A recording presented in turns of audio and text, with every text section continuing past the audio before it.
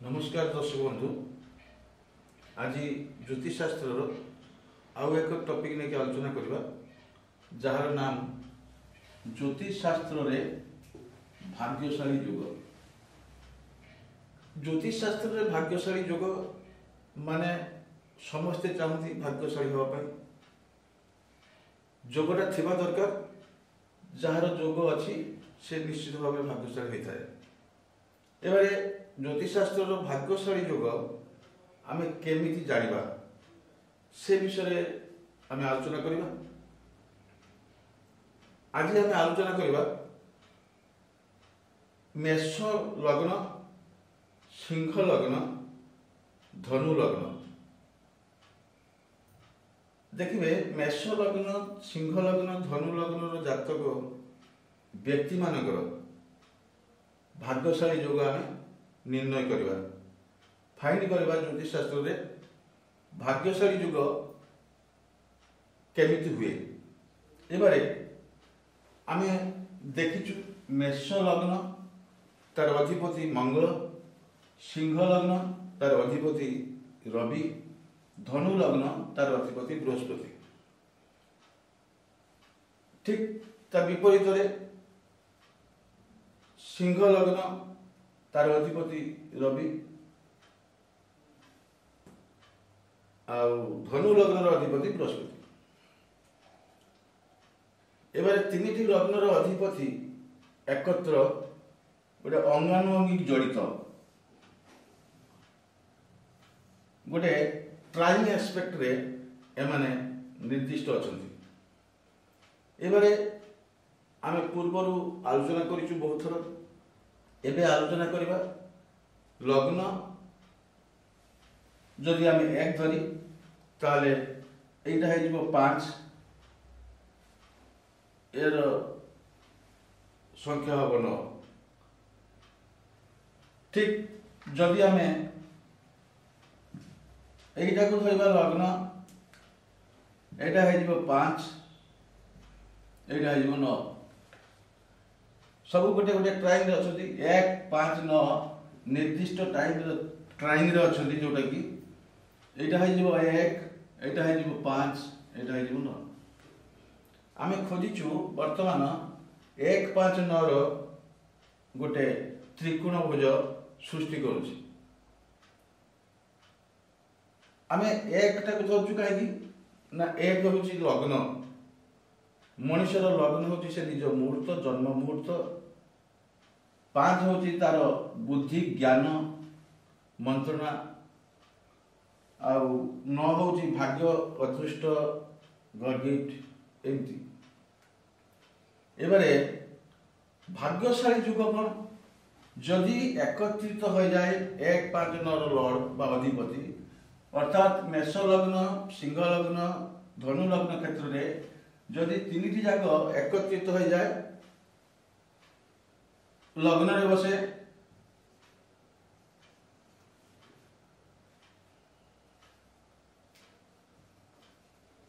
ताले आमे देखिबा रवि मंगल बृहस्पति। ताले आमे कहि परिबा से लोकटी बा से व्यक्ति एक भाग्यशाली। एकत्र तीन संयोग बहुत उन्नत मानर संयोग। एमाने जन्म ठारू जीवन शेष पर्यंत जहाँ चाहती से माने पाई जाती से माने बहुत भाग्यशाली होती। एबारे आमे जदि गोटे किंबा दुईटी एकत्रित हो जाए ताले भी भाग्यशाली।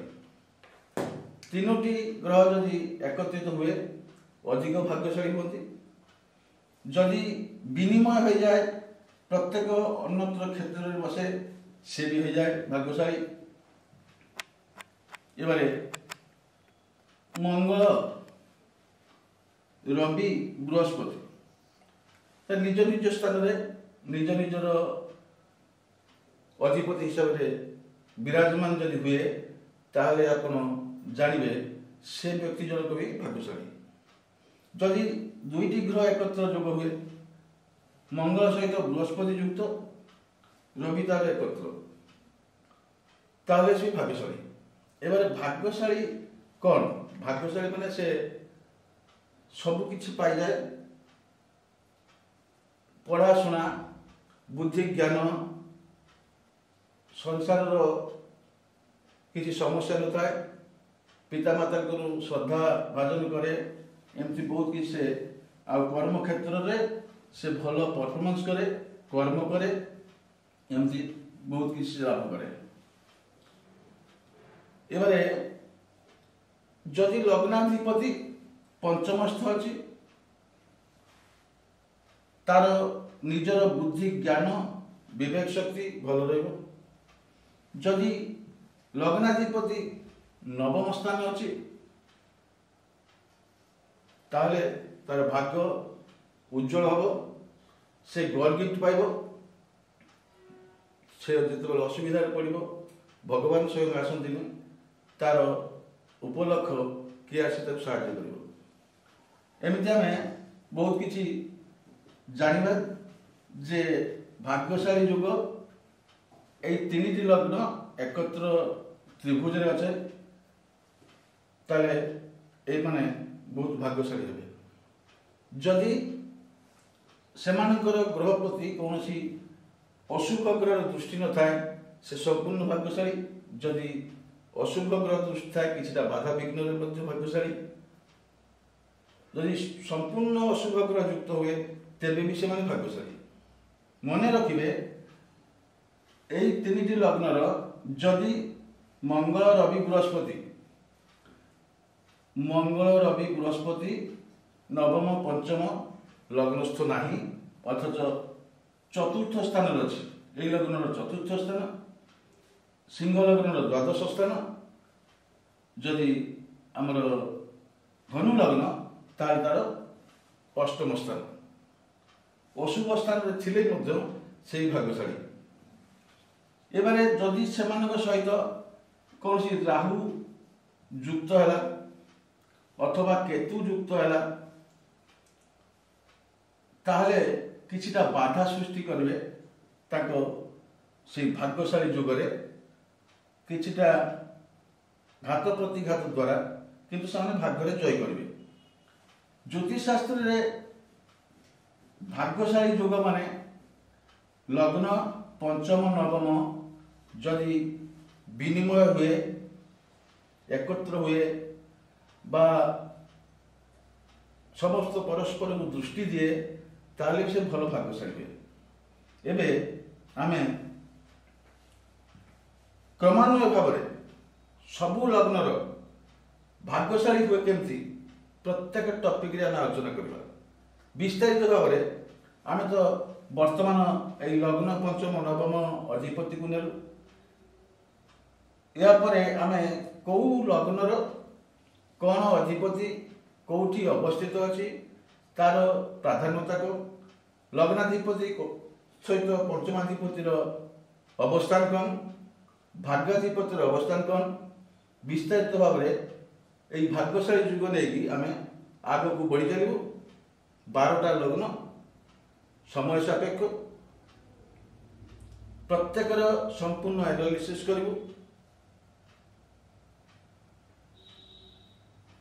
जहाँफल आप जानीपारे निज जातकर ग्रह अवस्थान कौन केमती अच्छी कौन हो पारे आप निजे भी जानीपारे। ये आम एक एक लग्नर विस्तारित जगह दरकार अच्छे।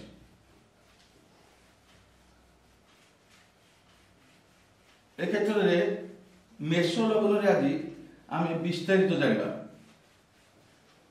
जदि व्यक्तिर मेष लग्न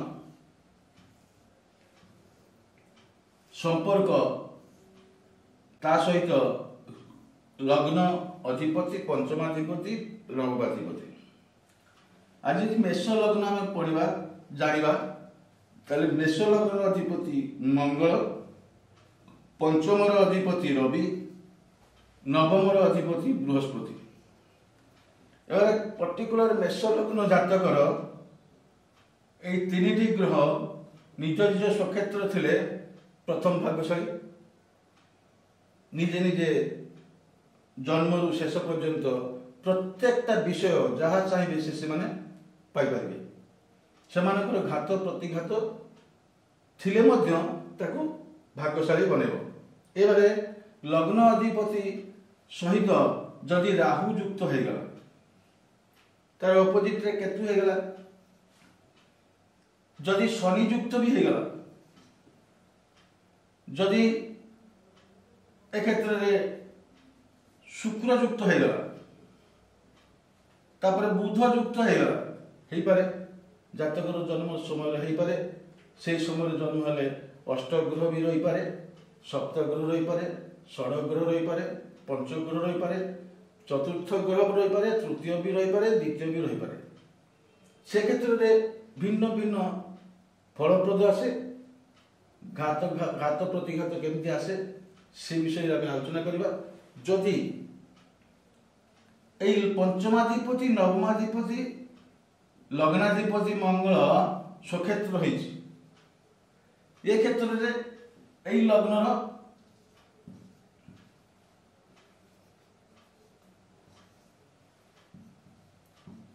এবারে বিস্তারিত আমি জানিবা। মেষ লগ্ন ক্ষেত্রে অবস্থিত সবু গ্রহ আছে।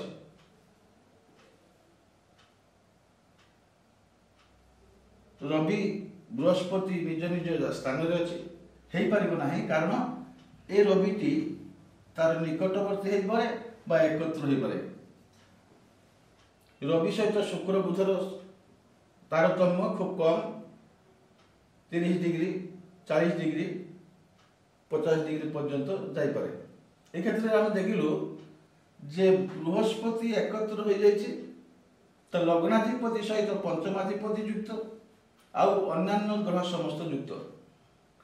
ये व्यक्ति लग्न अधिपति लग्नस्थ माने तार निजस्व प्रचेष्टा रहिब, से उन्नति करिबारे सक्षम हबो। पंचमाधिपति युक्त अछि माने तार बुद्धि ज्ञानर प्रसार हबो, लेखापढ़ा भल करिबो, जीवन जने भल मनुष्य हो पारिबो। एबार चलतु अन्यान्य ग्रह कौन करिबो, ता प्रति घात प्रतिघात तार गॉड गिफ्ट अच्छी।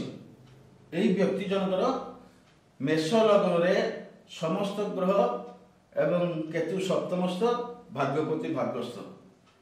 भाग्यपति भाग्यस्थ माने तार सब किछि गॉड गिफ्ट। भाग्य स्ट्रांग अच्छी, भाग्यर उदय अच्छी, भाग्यर अस्त नहीं। ताले लग्न अधिपति पंचम अधिपति युक्त रवि आउ मंगल तार निजर प्रचेष्टा अच्छी, बुद्धि ज्ञान अच्छी, विद्या शिक्षा अच्छी। किंतु ये क्षेत्र में राहु युक्त अच्छी।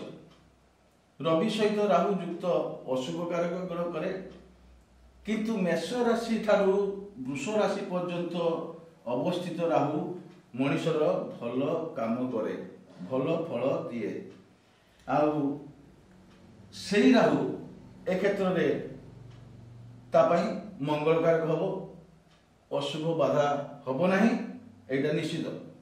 एबारे कर्माधिपति लाभाधिपति एकादश अधिपति लग्नस्थ किंतु दुर्बल। दुर्बल माने से नीचस्थ किंतु उच्च स्थाने दृष्टि अच्छी, तार दशम स्थाने दशम अधिपति दृष्टि अच्छी। ता कर्म जुग रहिबो, कर्म प्राप्ति हबो। भाग्य अधिपति तो भाग्य अच्छी, भाग्य द्वारा कर्म करिबो, विद्या शिक्षा द्वारा कर्म करिबो। एबारे सप्तमाधिपति लग्नस्थ अच्छी। जदि सप्तमाधिपति लग्नस्थ अच्छी ताले सप्तम को दृष्टि दउची, ताले तार दाम्पत्य जीवन भी भल रहिबो। धन स्थानर अधिपति हेतु तार निजर प्रतिष्ठा धन रोजगार करि पारिबो। एबारे चंद्र युक्त अच्छी सेठी लग्नस्थ, चतुर्थर अधिपति सेठी तार गृह जमी जागा घर माँ सहित भल संपर्क रहिबो।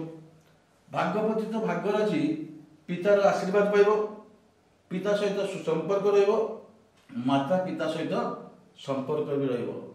ताले आ कोठी असुविधा हला, सप्तमस्थ केतु सप्तमस्थ दृष्टि राहु तार दाम्पत्य जीवन में किछिटा बाधा आसिबो।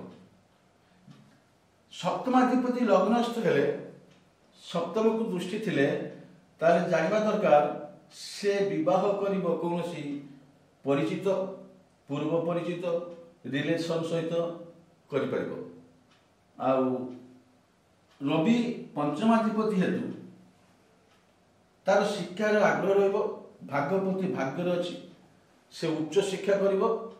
आउ जेहेतु भाग्यपति भाग्यर अछि द्वादश अधिपति से विदेश रो अधिपति से फॉरेन रे पाठ पढ़ी परिबो, विदेश रे पाठ पढ़ी परिबो, तार उच्च शिक्षा भल हबो। मेष लग्न क्षेत्र रे समस्त ग्रह एवं भाग्यपति बृहस्पति भाग्यस्थ हेले से जातकटी से व्यक्तिटी बहुत उन्नत मानर जातक, तार भविष्य बहुत भल रहिबो। से निजको प्रतिष्ठित करि परिबो। से जने इंजीनियर हो परिबो, नेता मंत्री हो परिबो, भल व्यवसायी मैन हो परिबो।